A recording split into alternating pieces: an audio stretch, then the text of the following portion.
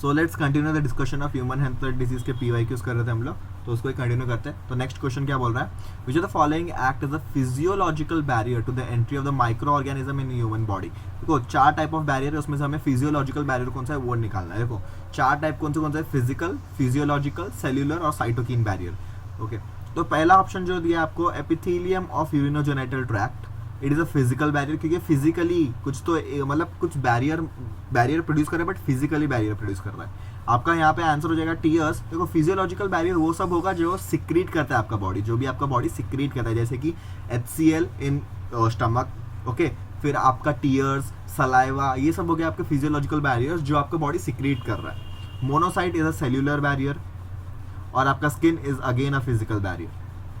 तो while practising you do not have to answer the question directly. अगर आपको answer पता है तो ये नेग्लेक्ट, मतलब आप बाकी ऑप्शंस आंसर क्यों नहीं है वो भी सोचो आप जब भी सॉल्व करते हो। जैसे कि अभी ये आंसर क्यों नहीं रहा फर्स्ट ऑप्शन, क्योंकि ये फिजिकल बैरियर का एग्जांपल है।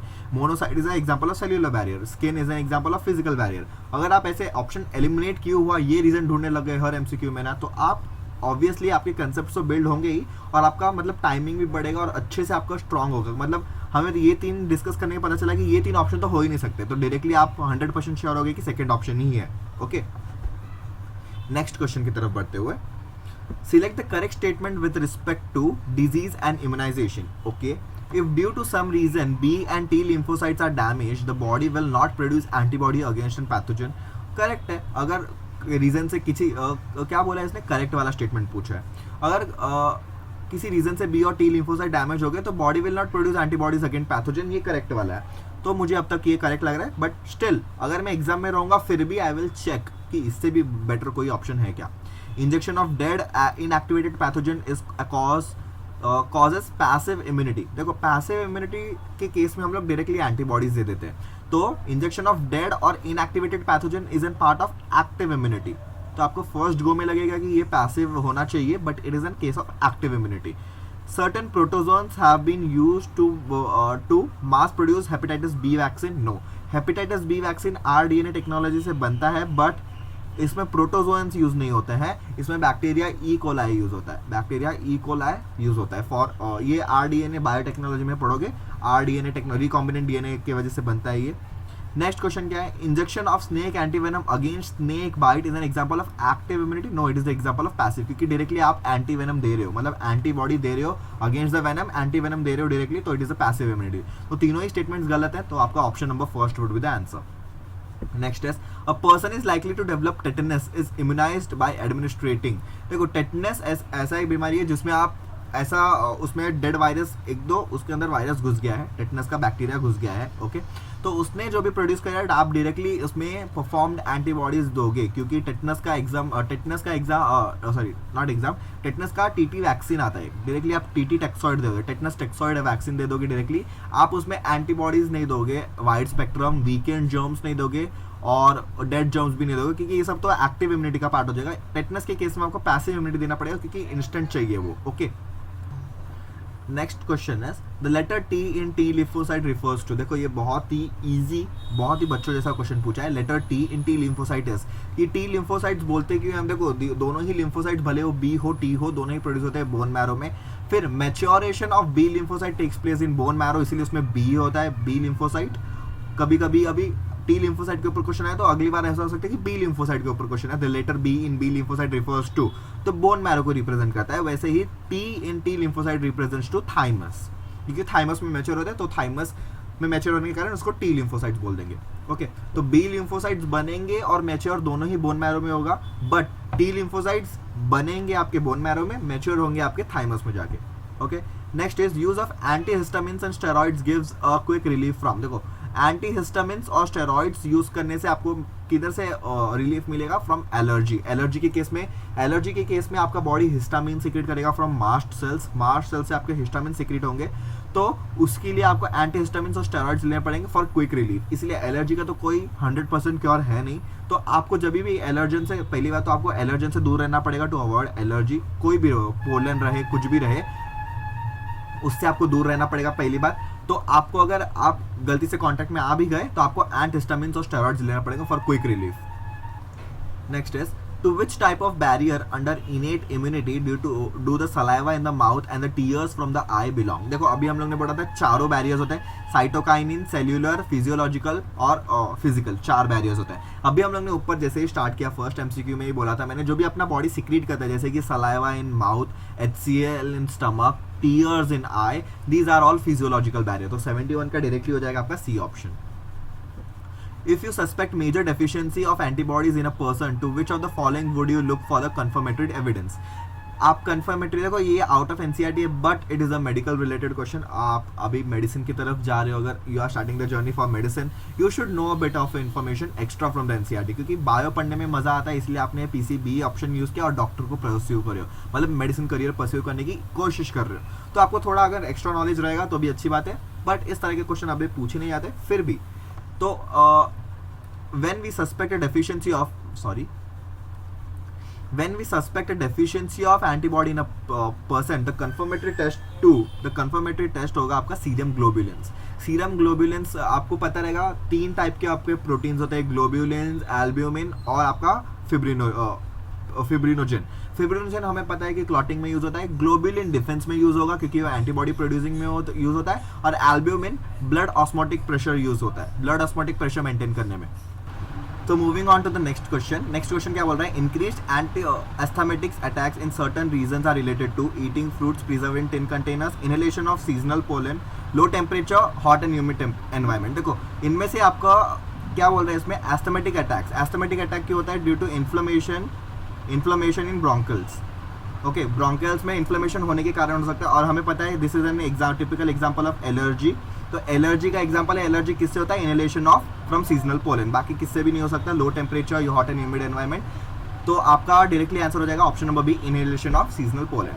तो moving on to the next question, यहाँ पे antibody in our body are a complex glycoprotein. ये बहुत ही बेसिक एग्जाम्पल है, ग्लाइकोप्रोटीन है एंटीबॉडीज. ओके, एनसीईआरटी में मेंशन्ड है. The cell in the human body invaded by the human immunodeficiency virus HIV. तो ये थोड़ा मिक्स टाइप ऑफ क्वेश्चन हो गया है. AIDS is caused by HIV, हमें ये पता है HIV वायरस कॉज करता है, और HIV डायरेक्टली जाके T4 लिम्फोसाइट्स, T4 सेल्स को, आपके T हेल्पर सेल्स को डायरेक्ट अटैक करेगा. Okay, damage of thymus in child में लीड टू. देखो थाइमस डैमेज हो गया, अभी हम लोग ने बोला था थाइमस में आपका क्या T लिम्फोसाइट्स आपके डेवलप होंगे, T लिम्फोसाइट्स डेवलप होंगे यहाँ पे थाइमस में. तो T लिम्फोसाइट मतलब thymus is playing a major role in immune of system. Okay, तो रिडक्शन इन हीमोग्लोबिन नहीं, उससे कुछ लेना देना. रिडक्शन इन स्टेम सेल्स नहीं. Loss of antibody mediated cell, yes antibody mediated cell, ये क्यों होगा? Wait a minute, antibody mediated नहीं. देखो उससे बेस्ट ऑप्शन आपका डी ऑप्शन होना है, loss of cell mediated immunity. देखो हमें पता है बी और टी लिम्फोसाइट्स 2 पाए जाएंगे, उसमें से टी लिम्फोसाइट आपका सेल मीडिएटेड इम्यूनिटी देगा और बी लिम्फोसाइट आपका देगा ह्यूमोरल इम्यूनिटी. उसमें से सेल मीडिएटेड, अगर आपका थाइमस मैच्योर नहीं हुआ या तो थाइमस डैमेज हो गया तो आपके टी लिम्फोसाइट्स नहीं बनेंगे, नहीं मैच्योर नहीं होंगे टी लिम्फोसाइट्स, तो मैच्योर नहीं होगा तो सेल मीडिएटेड इम्यूनिटी आप में पाया नहीं जाएगा. तो कोई भी बच्चे में अगर थाइमस डैमेज हो गया तो loss of cell mediated immunity will be seen in that child. Short-lived immunity acquired from mother to fetus across the placenta or through mother's milk from an infant is categorized by. देखो इस case में क्या होता है? From placenta, mother to placenta में जो भी antibody जा रहे हैं, जो कि हमें पता है IgM एंटीबॉडी होता है. ओके, IgM, हाँ IgM antibody mother to placenta cross करता है. और दूसरी बात जो मदर्स मिल्क में होता है, मदर्स मिल्क में आपका IgA एंटीबॉडी होता है जो कोलेस्ट्रॉल में पाया जाता है. ये दोनों ही आपके पाए जाएंगे पैसिव इम्यूनिटी, क्योंकि डायरेक्टली हम लोग फीटस को एंटीबॉडीज दे रहे हैं to survive the new environment, क्योंकि फीटस जैसे ही वूम से बाहर आएगा तो उसे एनवायरमेंट को सर्वाइव करने के लिए हमें एंटीबॉडी डायरेक्टली देना पड़ेगा. तो this comes under passive immunity. What is true for T lymphocytes in mammals? T lymphocyte के लिए क्या ट्रू है? थायराइड नहीं, थायराइड में नहीं होता है, थाइमस में मैच्योर होता है. 3 type of lymphocyte, cytotoxic T cells, helper T cells, suppressor T cells. ये करेक्ट हो सकता है, देखते हैं. ओरिजिनेट इन लिम्फोइड टिश्यू नहीं. स्कैवेंजर डैमेज सेल, ये भी नहीं. तो option number B would be the correct answer. The reason for lung cancer किसके हो सकता है? Asbestosis, cement factory, calcium fluoride and bauxite. तो यहाँ पे जो प्रीवियस क्वेश्चन में आते हैं, थोड़ा 70th क्वेश्चन जो है यहाँ पे देखो जो मैंने बोला था option number B, this is not an answer, option number B नहीं, क्योंकि cytotoxic type of T cell नहीं होते, हेल्पर होता है, सप्रेसर होता है, मेमोरी होता है, साइटोटॉक्सिक टी सेल्स नहीं होते हैं। तो they originate from lymphoid tissue would be the answer. Lymphoid tissue जैसे कि बोन मैरो और thymus, they are lymphoid organs, उसमें से ओरिजिनेट होता है। This is the correct option for T lymphocytes. तो यहाँ पे थोड़ा सा गलती हो गया था। तो moving on to the next question, क्या बोला है reason of lung cancer. Lung cancer asbestos से हो सकता है, क्योंकि एबिस्टॉसिस हो जाएगा एबिस्टॉस से।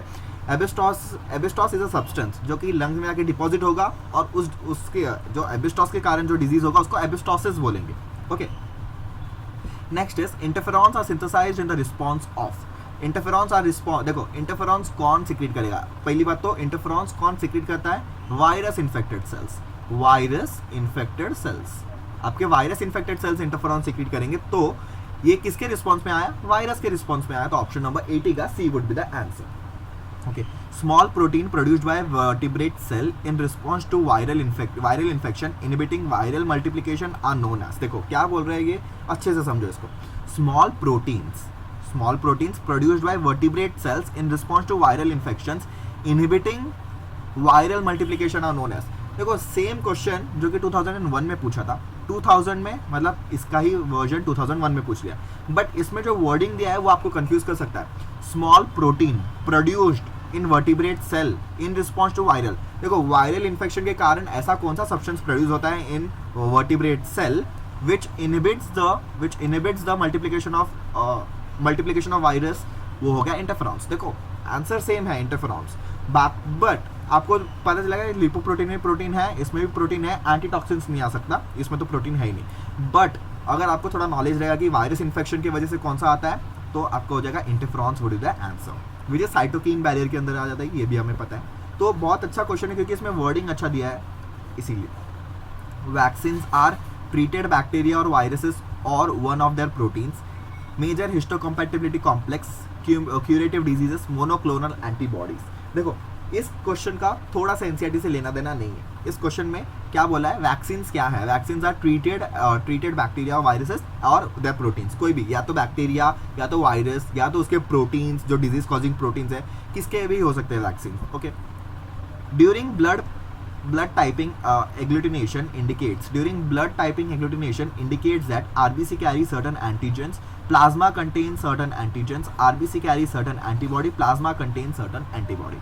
देखो हमें पता है RBCs carry certain antigen, RBC contains certain, मतलब उसमें एंटीजन प्रेजेंट होता है, उसकी वजह से ही हमें पता चलता है कि क्या होता है ब्लड ग्रुप। RH एंटीजन अगर रहेगा, तो अगर समझो RH एंटीजन है तो उसकी वजह से आ सकता है। और आपका ए और बी तो ब्लड टाइप ग्लाइकोप्रोटीन की वजह से होता है। जो भी ब्लड टाइप होता है, देखो आरबीसी जो है आपका, आरबीसी है, उसकी वजह से जो शुगर्स आएंगे बाहर, अगर ये एक काइंड ऑफ शुगर्स है तो ए बोलेंगे, अगर दूसरे काइंड ऑफ शुगर्स है, जैसे कि अगर दिस काइंड ऑफ शुगर्स है, समझो इसको बी बोल दिया, तो ये तो शुगर्स के वजह से हो गया। But RH is an antigen, RH antigen है तो वो RH पॉजिटिव, नहीं है तो RH नेगेटिव, तो आरबीसी के ऊपर एंटीजन तो होते ही है, तो ये करेक्ट हो गया। प्लाज्मा के अंदर एंटीजन नहीं होता, plasma contains antibodies, anti A anti B होता है, बट इसका सबसे बेस्ट ऑप्शन हो जाएगा फर्स्ट वन।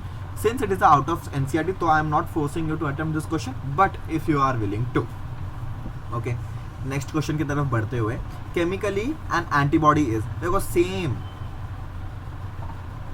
क्वेश्चन ऐसा ही कुछ हद तक ऊपर हम लोगों ने सॉल्व किया, जो कि एक एंटीबॉडी का हमें बताया था ग्लाइकोप्रोटीनेशियस नेचर होता है। But chemically an antibody is a protein, सबसे पहला तो ये प्रोटीन आना चाहिए, उसमें एक ग्लाइकोजन मतलब ग्लाइकोप्रोटीन आ जाता है। अगर ग्लाइकोप्रोटीन नहीं दिख रहा है तो आप डायरेक्टली प्रोटीन ही मार्क करके आओगे, और बाकी न्यूक्लियोप्रोटीन नहीं होगा और लिपोप्रोटीन तो होगा ही नहीं, लिपिड होगा नहीं, प्रोटीन तो होना ही चाहिए।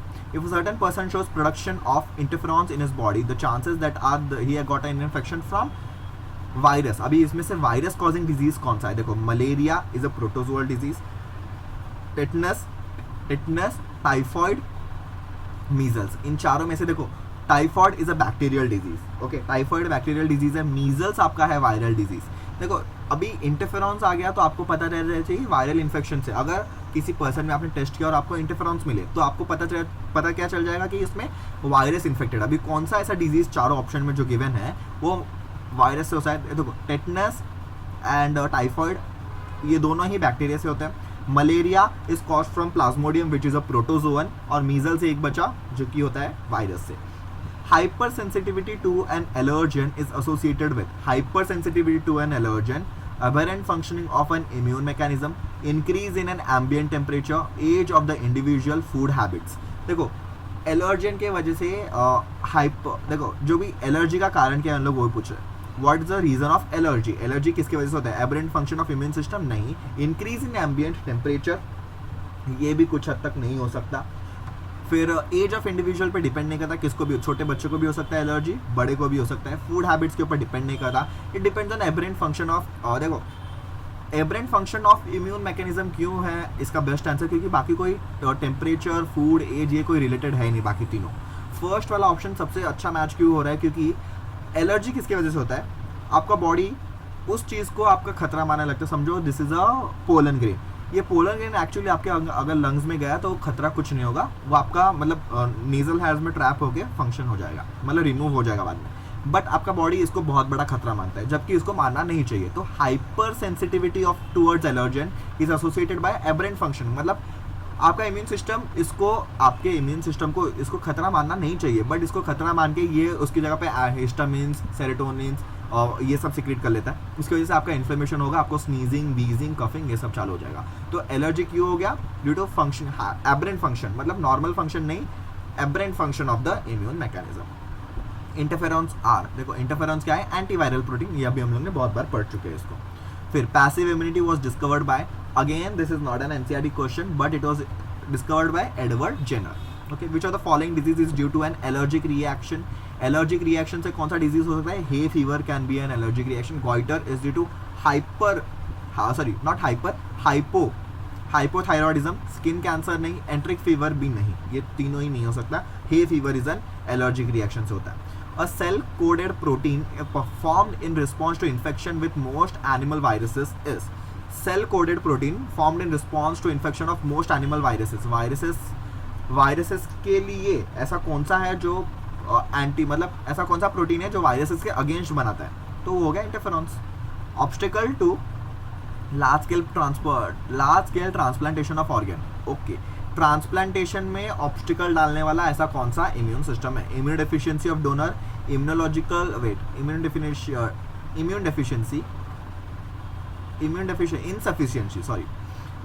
Rejection of foreign bodies, religious of ethnic construction, ये तो होगा ही नहीं. Lack of effective surgical treatments, ये भी नहीं होता. देखो ऑब्स्टिकल ऑफ ट्रांसप्लांटेशन में आपका ऑब्स्टिकल कौन सा डालेगा, इम्यूनोलॉजिकल रिएक्शन. अगर उसमें रिएक्शन हो गया, अगर उसने रिजेक्ट कर दिया, immunological rejection of the body, और हमें पता है ये किसकी वजह से होता है, सेल मीडिएटेड इम्यूनिटी की वजह से, जो कि टी लिम्फोसाइट से प्रोड्यूस होता है, उसकी वजह से आपका रिजेक्शन हो सकता है. तो obstacle in transplantation is due to immunological rejection of the foreign body, मतलब फॉरेन ऑर्गन भी बोल सकते हैं लोग. Cell involve in immune mechanisms are. Immune mechanism में कौन सा सेल्स इन्वॉल्व होता है, lymphocytes which are of two types, B and T, ये भी हमें पता है. तो option number B would be the answer. अभी आगे एड्स और कैंसर के बारे में. ओके, एड्स और cancer. Which of the following statement is not true for cancer cells in relation to mutation. Okay, mutation in proto-oncogenes accelerate the cell cycle. Mutation destroys telomerase inhibitor. Mutation inactivate the cell control. Mutation inhibits production of telomerase. Not true. Not मतलब एक गलत रहना चाहिए, बाकी तीनों right होने चाहिए. Okay, mutation के वजह से proto-oncogenes mutation in proto-oncogenes accelerates the cell cycle. Yes, it is correct. फिर म्यूटेशन डिस्ट्रॉयज टीलोमरेज इनहिबिटर, ये भी करेक्ट है. सेल कंट्रोल भी ये कर देता है, प्रोडक्शन ऑफ टीलोमरेज. अगर आपको कुछ पता भी नहीं है, अगर आपको कुछ नहीं पता, तो आप देख सकते हो बी और डी, ये दोनों में ही आंसर होना चाहिए. कैसे बोलो, क्योंकि इसमें बोला है कि it destroys telomerase inhibitor, it inhibits production of telomerase. मतलब पहले तो टीलोमरेज इनहिबिटर को डिस्ट्रॉय करना मतलब टीलोमरेज बढ़ाना, और इसमें टीलोमरेज घटाना, दोनों को ही इन लोगों ने कॉन्ट्राडिक्ट कर दिया. तो आपको पता रहना चाहिए ये दोनों ही स्टेटमेंट ट्रू नहीं हो सकते. मतलब देखो हम लोग ऐसा बोल सकते हैं, the boy is tall, the boy is not short. अगर आपको इनमें से कोई भी और दो स्टेटमेंट ऐसा दिया, तो the boy can be either tall और शॉर्ट, नॉट शॉर्ट नहीं शॉर्ट. या तो लंबा हो सकता है या तो छोटा हो सकता है. ये दोनों एक दूसरे को कॉन्ट्राडिक्ट कर रहे हैं ना, कोई भी एक ही हो सकता है. आपका हाइट कोई भी एक ही हो सकता है, या तो टॉल या तो शॉर्ट. तो इन दोनों में से ही कोई ना कोई ऑप्शन होगा. वैसे ही ये यहाँ पे क्या बोल रहा है, म्यूटेशंस डिस्ट्रॉय टीलोमरेज इनहिबिटर, मतलब टीलोमरेज इनहिबिटर को डिस्ट्रॉय कर देंगे. अगर टीलोमरेज इनहिबिटर को डिस्ट्रॉय करेंगे तो टीलोमरेज बनेगा क्या, यस बनेगा, क्योंकि टीलोमरेज के इनहिबिटर को डिस्ट्रॉय कर दिया, जो टीलोमरेज बनने को रोक रहा था उसे डिस्ट्रॉय कर दिया, तो टीलोमरेज बनेगा. इस केस में टीलोमरेज बनेगा. और इसमें क्या बोल रहे हैं, mutations inhibit production of telomerase, telomerase enzyme के प्रोडक्शन को डिक्रीज करे। तो ये दोनों आपस में कॉन्ट्राडिक्ट कर रहे हैं, but from my knowledge B option correct है। टीलोमरेज इनहिबिटर को डिस्ट्रॉय करते हैं ताकि टीलोमरेज बने और आपके mutation inhibit the production of telomerase. देखो ये आउट ऑफ एनसीईआरटी क्वेश्चन है, बट आप थोड़ा सा तुक्का लगा सकते हो इसमें, क्योंकि दो ऑप्शंस आपके आपस में कॉन्ट्राडिक्ट कर रहे हैं। तो आप अगर 50% चांस लेना चाहते हो तो ले सकते हो, but the option is correct, option is D1। Okay, which of the following is correct regarding AIDS causative agent HIV? It is unenveloped retrovirus. HIV does not escape but attacks the acquired immune response. HIV does not escape but attacks the acquired immune response. Okay.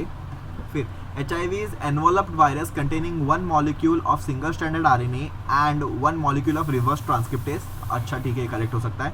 HIV is enveloped virus that contains two identical molecules of single stranded RNA and two molecules of reverse transcriptase. देखो इसमें सबसे best answer है आपका D1, क्योंकि इसमें आपका दिया है 1 और 1 रिवर्स ट्रांसक्रिप्टेस और 1 सिंगल स्ट्रैंडेड RNA, इसमें दोनों होते हैं। आपने अगर HIV का डायग्राम जो एनसीईआरटी में दिया है उसमें देखा रहेगा तो ऐसे कुछ देखेंगे, ये दोनों है आपके रिवर्स ट्रांसक्रिप्टेज, ये दोनों है आपके RNA, तो ये दोनों आपके पाए जाएंगे। तो दो सिंगल स्ट्रैंडेड RNA और 2 रिवर्स ट्रांसक्रिप्टेज पाए जाते हैं। Okay, moving on. HIV that causes AIDS first starts destroying T helper T cells, T4 lymphocytes को हेल्पर T या T4 बोल सकते हो, T4 लिम्फोसाइट्स उनको डिस्ट्रॉय करना चालू करेगा सबसे पहले। Which of the following viruses is not transferred from semen of an infected male? Infected male के semen से ऐसा कौन सा वायरस जो ट्रांसफर नहीं होगा, मतलब कौन सा ऐसा STD नहीं है? Which is not an STD? देखो HIV is an STD, chikungunya virus, Ebola virus, hepatitis B. देखो chikungunya virus can not be transmitted from STD, मतलब सेक्स के तरफ से STD की, मतलब chikungunya virus is not an STD, Ebola is an STD। फिर Ebola STD नहीं है but it is transferred to contact and body fluids. It is not a sexually transmitted disease, actually मतलब हम लोग उसको ऐसा बोलते नहीं कि ये sexually transmitted, but it transfers from body fluids and contact, physical contact. Okay, और हमें पता है हेपेटाइटिस बी और HIV तो है ही STD, ये तो पता ही है। तो chikungunya is not an STD, so it can not be transmitted from the semen of the infected male. At which stage of HIV infection does one usually show symptom of AIDS? Within 15 days of sexual contact? नहीं. When the infected retrovirus enters the host cell, when HIV damages large number of lymphocytes, viral DNA is produced by reverse transcriptase. देखो viral DNA बना तभी नहीं होगा, 15 दिन के अंदर नहीं होता है। HIV का incubation period बहुत ज़्यादा है। We know that AIDS का incubation period बहुत ज़्यादा है, तो first one cannot be the answer क्योंकि 15 दिन के अंदर नहीं दिखाएगा आपको symptoms. Okay. When the infected retrovirus enters the host, नहीं, एंटर करने के बाद भी नहीं दिखाएगा। It will develop the symptoms when HIV damages large number of helper T lymphocytes, तभी आपको symptoms दिखाएगा, immune deficiency के symptoms आएंगे, तभी आपको जाके टेस्ट करोगे, तभी आपको पता चलेगा कि आपको एड्स है। ओके, क्योंकि इसका इंक्यूबेशन पीरियड ज़्यादा है तो आपको लेट पता चलता है बहुत। Moving on to the next question, which of the following is not a property of cancerous cell, whereas the remaining 3 are? Okay. They compete with the normal cells for vital nutrient. Yes, of course. They do not remain confined in an area of conformation. हो सकता है अगर आपका बिगनाइन tumour रहेगा तो आपका confined रहेगा, आपका अगर मेटास्टेसिस ये रहेगा, मेटास्टेसिस प्रॉपर्टीज में रहेगा, मेलिग्नेंट ट्यूमर रहेगा तो इसमें नहीं पाया जाएगा। तो remain confined in an area, ये हो सकता है, नहीं भी हो सकता है, देखते बाकी।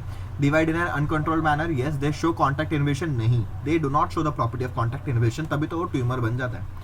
A certain patient is suspected to be suffering from AIDS. Okay, which diagnostic test will you recommend for the detection? It would be ELISA. ELISA से आपका ये आ जाएगा। देखो Widal test is use for typhoid fever, typhoid fever को confirmatory test है Widal ELISA, और sorry Widal is for typhoid fever and ELISA आप एड्स के लिए रिकमेंड कर सकते हो। Which of the following statement is correct with respect to AIDS? Correct बोला है। HIV that can be transmitted through eating food together, no, it is गलत। ये मतलब कॉन्टैक्ट वाला नहीं है, ये STD है। ओके, फ्रॉम बॉडी फ्लूइड से जा सकता है, from blood, from semen, okay, and not by mere eating और mere touching. Drug addicts are least susceptible, no, they are most susceptible, क्योंकि दे इन लोग सिरिंज यूज कर लेते हैं आपस में। जैसे कि अभी आपका ट्रेंड चलता है कि आप सिगरेट शेयर करते हो, वैसे सिरिंज ड्रग एडिक्ट्स में यूज हो सकता है। Okay, AIDS patients are fully cured 100% with proper, no, it is not possible, 100% recovery नहीं होता है। The causative HIV enters helper T and reducing the number, yes, it is true for HIV। तो यहाँ तक आप पढ़ सकते हो, उसके बाद हम लोग देखते हैं नेक्स्ट सेशन में।